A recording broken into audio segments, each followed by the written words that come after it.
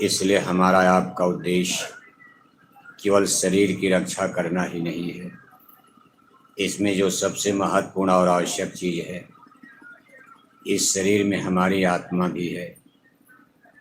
ये आत्मा कभी भी नहीं मरती है, जिसको जीव कहा जाता है। इस जीवात्मा की रक्षा हिफाजत करना भी हमारा आपका ये प्रथम लक्ष्य बनता है। लेकिन हमने पहला लक्ष्य शरीर की रक्षा को बनाया, जबकि हमारा आपका पहला उद्देश्य आत्मा की रक्षा का। शरीर की रक्षा का उद्देश्य तो नंबर 2 पर, ये दूसरे स्तर पर आता है। अब जब हम आप संतों महापुरुषों के सत्संग को सुनते हैं, इस पर विचार करते हैं, तभी ये चीज़ हमारे आपके सामने आती है। शरीर की रक्षा करने में आदमी किसी का करके हमने एक को लूट लिया, उससे घर बनाएंगे, मकान बनाएंगे, कपड़े पहनेंगे, आते बात में खड़ी डाला जा लो। कोई हम यहाँ तो आ रहा है, आप अपने जिले उदयपुर में या बिहार में देखते हो, कभी कभी आपको इस पर संशय भी पैदा होता। ये देखो, ये आदमी बड़ा धर्म कर्म पूजा पाठ कर रहा, लेकिन बेचारा गरीबी झेल रहा है।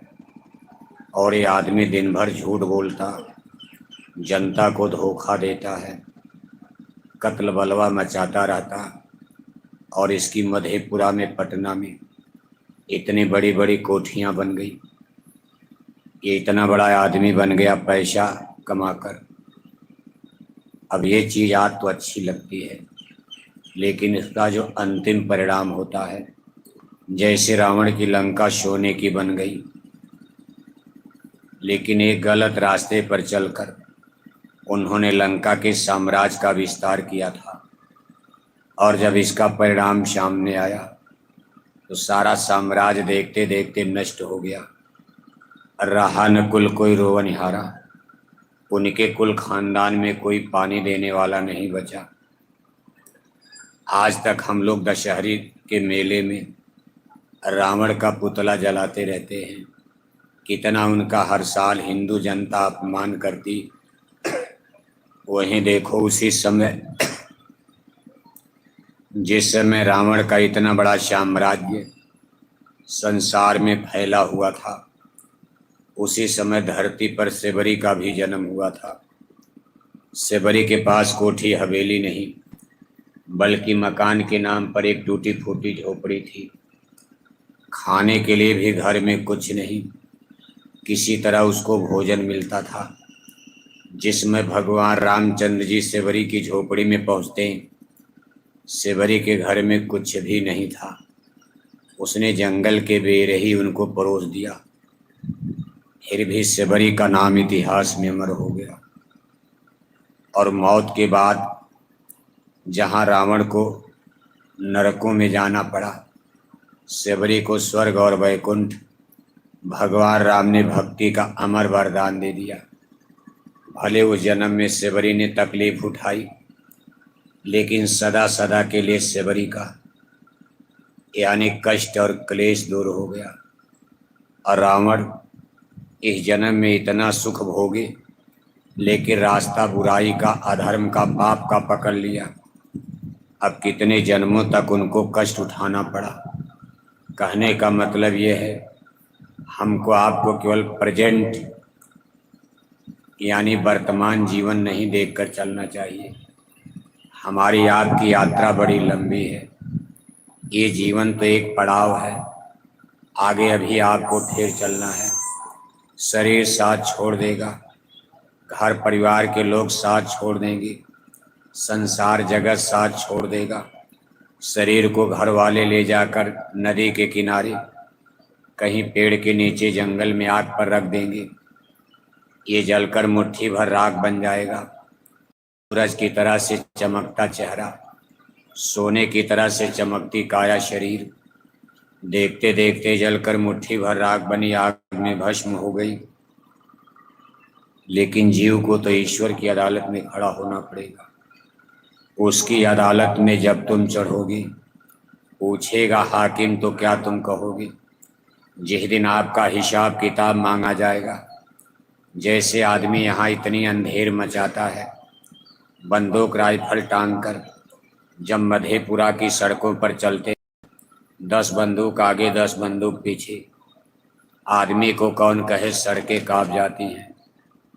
लेकिन जिस दिन आदमी कानून के शिकंजे में फंसता है, अदालत उसको जब सजा सुनाती है, पुलिस की गिरफ्त में आता है, उसकी सारी हेकड़ी बितर जाती है, जीवन भर जेल में सड़ता है, अब कोई उसको नहीं बचा पाता।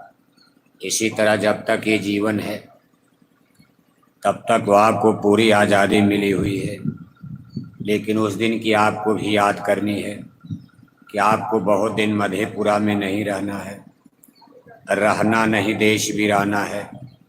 ये पराया देश है, पराया गांव, पराई बस्ती है। यहाँ से आपको डेरा कूच करना है और उसी ईश्वर की अदालत में जाकर खड़ा होना है जिसने हमको आपको संसार में जन्म दिया है। अगर वो हमसे आपसे प्रश्न करेंगे कि मानव जन्म पाकर के आपने कौन कौन काम किया है, तो फिर हम आप कितने शर्मिंदा हो जाएंगे। हमसे आपसे कोई जवाब नहीं आएगा, क्योंकि आज का मनुष्य, विशेषकर आज के ज़माने में, हम आप वही काम कर्म कर रहे जो ईश्वर को पसंद नहीं है। पशु मारना, पक्षी मारना, हिंसा करना, हत्या करना, दिन भर झूठ बोलना, दिन भर धोखा देना, थोड़े से ज़मीन के लिए भाई मार डाला, थोड़े से पैसे के लिए भतीजा मार डाला, कहीं हिंदू मारा, कहीं मुसलमान मारा, बच्चा मार दिया, बच्ची मार दिया। आदमी कितने बुरे पाप कर्म, शराब पी कर के बहन बेटी नहीं पहचान रहे, इज्जत आबरू लूटी जा रही, ये सब तो पाप कर्म ही माना जाएगा। अब हम आप सोचते नहीं नहीं ये सब ठीक चल रहा। किसी को आप समझाते हो, अपने घर में बच्चों को ही समझाओ। बूढ़े माँ बाप की बात बच्चे भी मानने को तैयार नहीं। गांजा पिए जा रहे, शराब पिए जा रहे, और शराब से आदमी की बुद्धि तो भ्रष्ट हो ही जाती। अब आपके बिहार में तो शराबबंदी का कानून लगा, लेकिन फिर भी पीने वाले चोर के पास कई बुद्धि होती, पीने वाला कोई मान रहा है और लोग पी रहे। क्योंकि अभी मीडिया में खबर आई कि मध्य बिहार में दर्जनों लोग शराब पीकर मर गए। ये बात अखबार में, समाचार में पढ़ी गई अभी कुछ महीने पहले कि बिहार जहां शराबबंदी का कानून माननीय नीतीश बाबू ने लगाया, फिर भी बिहार में लोग शराब पीकर मर गए। इसके मतलब कि दुकानों पर तो नहीं बिक रही है, लेकिन चोरी चोरी लोग पी रहे हैं। शराब मानव का कितना नैतिक बल कमजोर करती। इसीलिए संत महापुरुष कहते, आप ऐसी अपनी रहनी गहनी बनाओ, ऐसा चाल चलन बनाओ, ऐसा आचार विचार बनाओ, आपका लोक भी सही चले और आपका परलोक सही रास्ते पर चले। मौत के बाद आपकी आत्मा को सजा न मिलने पाए। जिस तरह की सजा वो देते हैं, सुन करके आपकी रूह काम जाएगी। रामायण में लिखा है, आकर 4,84,000 योनि भ्रमत ये जीव अविनाशी। मौत के बाद जब जीव को ईश्वर की अदालत में खड़ा करते और कहीं पाप कर्मों का हिसाब हो जाता, तो सीधे इसी मृत्यु लोक में दोबारा जन्म देते और कहीं तोता मैना कौआ कोयल बनाकर आम जामुन पीपल के पेड़ पर जीव को बैठा दिया जाता। उनके लिए क्या है, बस शरीर को बदल देते, आदमी की शरीर से निकाल दिया और तोता मैना की शरीर में, चिड़िया की शरीर में डाल दिया। जैसे आप बिजली का प्लग निकाल कर, मान लो आपके घर में पंपिंग सेट मशीन पानी निकालने वाली मशीन है। अब उसमें आपने बिजली लगा दिया, बिजली वहाँ पानी निकाल रही। अब आपने बिजली का तार निकाला, उसका प्लग वहाँ से निकाल कर तो पानी देना मशीन ने बंद कर दिया, क्योंकि बिना ऊर्जा एनर्जी पावर शक्ति के, बिना करंट के, बिजली के कोई मशीन काम करती नहीं। जब आपने तार निकाला, ये मशीन बंद हो गई। अब आपने उसी तार को ले जा करके अपने आटा चक्की मशीन में लगा दिया। अब यही बिजली वहाँ आटा पीसने का काम कर रही। फिर आपने वहाँ से तार निकाला, आटा चक्की मशीन ने भी अपना काम बंद कर दिया। अब आपने बिजली का प्लग और तार ले जा करके अपने कूलर में पंखे में लगा दिया। अब वही बिजली आपको पंखा हवा दे रही है।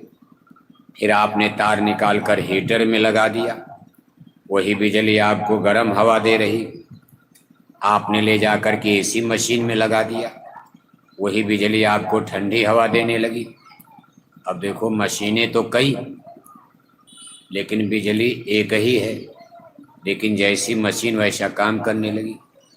इसी तरह परमात्मा के लिए, उनके लिए सब काम बड़ा आसान, क्योंकि लाखों लोग रोज दुनिया में मरते और दूसरी तरफ लाखों लोग रोज जन्मते हैं और लाखों लोग रोज मौत की भट्ठी में भस्म किए जाते हैं। तो जहाँ इतना बड़ा उनका हिसाब किताब चलता है, तो उनको कोई बहुत उस पर सोचना विचारना नहीं। बस आदमी से निकाल कर ले जाकर के गाय में, बैल में, कुत्ता बिल्ला में डाल दिया, यानी जिसको जीवात्मा कहते हैं। यह एक पावर, शक्ति, ऊर्जा, एनर्जी के रूप में बस आदमी की शरीर से निकाला। तब आप कहते भाई दादा मर गए, दादा मर गए। यहाँ से प्राण जीवात्मा को निकाल दिया, ये शरीर डेड और मुर्दा हो जाता। अब इसको लोग जलाने फूंकने लगते और वहाँ ले जा कर के इस जीवात्मा को गाय में, बैल में, कुत्ता बिल्ला में डाल दिया। मान लो कुत्ता कुतिया बनकर आपके ही गांव में दोबारा जन्म दे दिया। इसी गांव के आदमी को इसी गांव में जन्म दे दिया, लेकिन अब की बार कुत्ता बना दिया। अपने पलंग चारपाई पर जाकर आराम से बैठ गए। तब तक नाती पोता ने मारा 2 डंडा कि हमारे पलंग पर कुत्ता कैसे बैठ गया। अब नाती पोता बेचारे को क्या पता कि हमारे दादा जो है कुत्ता बन करके घर में पैदा हो गए। वो तो कहते हैं कि कहाँ गए मर, क्या कहते हैं लोग, क्या कहते हैं? जब कोई आपके गांव में मरता है तो आप क्या कहते हैं? स्वर्गवास हो। जब आप तेरही मनाते हो नहीं है मधेपुरा। अब हिंदू लोग तो मनाते ही हैं, अब मुसलमान भाई तो दूसरे सिस्टम से वो भी मनाते हैं। जब उनके कोई घर में मरता वो भी मनाते हैं, लेकिन उनका सिस्टम अलग है और हिंदुओं का सिस्टम अलग है। हिंदू धर्म में 13 दिन में ब्रह्मोत्सव तेरही मनाई जाती। ब्रह्मोत्सव तेरही मनाते समय आप कागज पर एक सूचना लिखते हो कि मेरे पूजनीय दादाजी का क्या हो गया, क्या हो गया? नरकवास। क्या हो गया? हर आदमी यही सूचना देता। दादा 1 कुंतल मछली खाकर मर गए, तब भी आप सूचना देते हो कि स्वर्गवास हो गया। दादा सारी जिंदगी शराब पीते रहे, शराब के नशे में बुद्धि पागल कर लिया और पूरे मधेपुरा जिला में कितनी बहन बेटियों की इज्जत की खुआरी कर दिया। इतना बड़ा पाप करके मरे, उनकी भी तेरही में चिट्ठी लिख दिया। क्या लिखते हैं? क्या हो गया? नरकवास। अब किसी की बहन बेटी की कोई इज्जत लूट ले तो उसका स्वर्गवास होगा कि नरकवास होगा? लेकिन हम आप कैसे नरक भेजेंगे बताओ? कोई अपने दादा को नरक भेजेगा? जबकि दुनिया जानती है कि दादा ने ऐसा कर्म किया है कि मरने के बाद ईश्वर इनको कभी स्वर्ग नहीं देगा। इन्होंने न कभी गुरु की खोज किया, न संतों की संगत किया, न कहीं सत्संग में गए, न कभी रामायण गीता देखा, न कोई पूजा पाठ धर्म कर्म किया, न गरीब को भूखे को रोटी खिलाया, न कभी प्यासे को पानी पिलाया, न कभी किसी बीमार को दवा दिया, बूढ़े माँ बाप की कभी सेवा नहीं की, कोई दान नहीं, कोई पुण्य नहीं। आदमी स्वर्ग जा पाएगा? ऐसा आदमी स्वर्ग जाएगा? फिर भी हम लोग जबरदस्ती ठेल देते हैं कि दादा चले जाओ, स्वर्ग का रास्ता बिल्कुल खुला हुआ है। जैसे मालूम पड़ता स्वर्ग का पट्टा आप ही करते हो, टिकट बांटते हो। जितने लोग मधेपुरा में मरते गए, आज तक किसी ने किसी को नरक भेजा है? इस तरह से अगर आप देखोगे, आपके पूरे मधेपुरा जिला में अभी तक कोई नरक गया होगा? कोई नरक गया? तब तो भगवान का नरक खाली पड़ा होगा और स्वर्ग में बिल्कुल भीड़ मची होगी। स्वर्ग में जगह नहीं और नरक खाली। क्या भगवान धोखा खा गए? जिसने स्वर्ग बनाया तो उन्होंने नरक बनाने के लिए मेहनत इतनी क्यों किया? जब किसी को नरक जाना ही नहीं है तो नरक बनाने की क्या जरूरत? जब किसी को जेल में जाना ही नहीं है तो मधेपुरा में जेल के लिए सरकार ने करोड़ों रुपया खर्चा क्यों किया? लेकिन मधेपुरा ही नहीं, किसी जेल में जाओ तो 100, 1000, 500 लोग तो उसमें बंद किए गए हैं। अगर मान लो इस जेल में कोई न बंद हो तो सरकार को करोड़ों रुपया खर्च करके मधेपुरा में जेल बनाने की क्या जरूरत?